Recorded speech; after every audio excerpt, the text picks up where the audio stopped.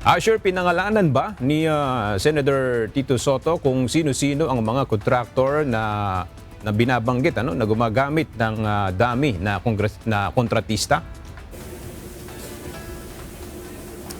Aga hindi pa pinapangalanan ni Senate Minority Leader Vicente Tito Soto III ang kung sino yung mga umano'y dummy contractor. Ngunit mas malalaking contractor anya ang nasa likod ng mga kontratistang itong nasasangkot sa mga umano'y anomalya sa flood control projects ng pamahalaan.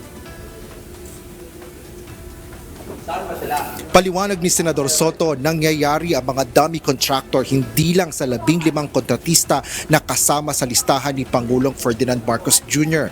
Marami pa anyang ibang gumagamit ng tao bilang may-ari ng kumpanya ngunit hindi nabubuko. Ito ay maaari niya ay dahil wala itong ghost project o racket o kurakot lang ang ginagawa kaya hindi nabubulgar. Ngunit sa mga dummy contractor, sinabi ng mambabatas na posibleng sangkot dito ay mga opisyal din ng pamahalaan. Dito sa top 15 na puro bilyon-bilyon ng na racket sa flood control, meron talaga kaming alam. Hindi lang suspecha. Meron kaming alam na mga at least 3-4 doon ay yung mga nakalistang pangalan, hindi yun talagang may-ari. Kumpiyansa naman si Senador Tito na isa o dalawa sa mga kontraktor ay garantisadong dummy. Iniimbestigahan pa rin anya ang issue na ito kasama ang mga underground investigation at kaunting intelligence.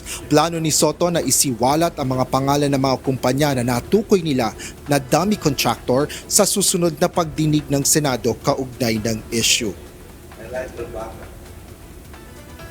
Aga nakatakda ang susunod na pagdinig ng Senate Blue Ribbon Committee kaugnay ng mga anomalya sa flood control projects sa Lunes, September 1. Yan ang latest dito sa Senado. Balik sa iyo, Aga. Maraming salamat, Asher Cadapan Jr.